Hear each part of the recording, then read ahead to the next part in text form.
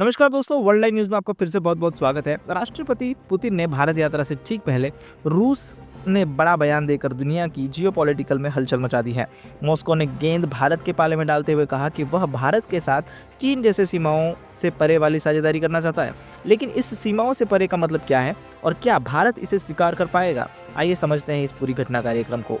यह बयान आया है राष्ट्रपति पुतिन के प्रवक्ता दिमित्री पेस्कोव की ओर से। उन्होंने साफ कहा है कि चीन के साथ रूस का संबंध सीमाओं से परे है और भारत के मामले में भी उनका यही रुख है।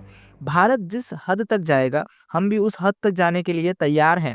पेस्कोव ने यह भी माना कि रूस से संबंधों को लेकर भारत पर दबाव है और इस दबाव के बीच दोनों देशों को व्यापार सुरक्षित करने की ज़रूरत है। रूस की तरफ से यह एक तरह का रणनीतिक ऑफर है। रूस की इस रणनीति के 3 मुख्य बिंदु हैं जो भारत के सामने रखे हैं।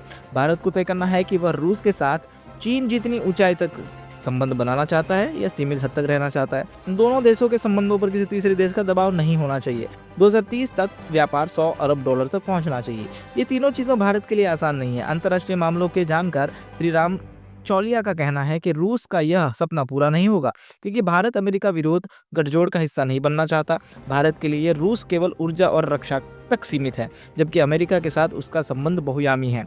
2024 में भारत अमेरिका के व्यापार $129 अरब था। 2024 और 2025 रूस के साथ का व्यापार लगभग $68 अरब था।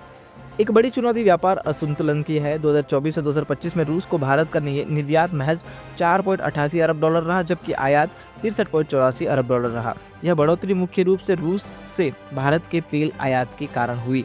अब इसमें भी गिरावट दिख रही है। अजय श्रीवास्तव के अनुसार अक्टूबर 2025 में रूस से कुल आयात साल दर साल 27.7% से घट गया है। इसकी एक वजह है रूस के कच्चे तेल पर मिलने वाली छूट का कम होना भी है।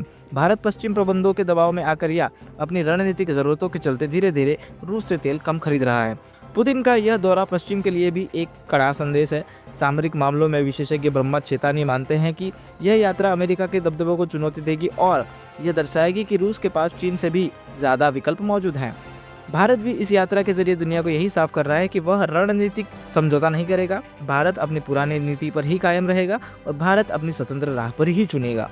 पुतिन के दौरे में होने वाले समझौतों पर सबकी निगाहें टिकी रहेगी। इस विषय पर आपकी क्या है राय, हमें कमेंट करके ज़रूर बताइए और वीडियो अगर पसंद आई हो तो चैनल को सब्सक्राइब कर दें और वीडियो को ज़्यादा से ज़्यादा शेयर करें।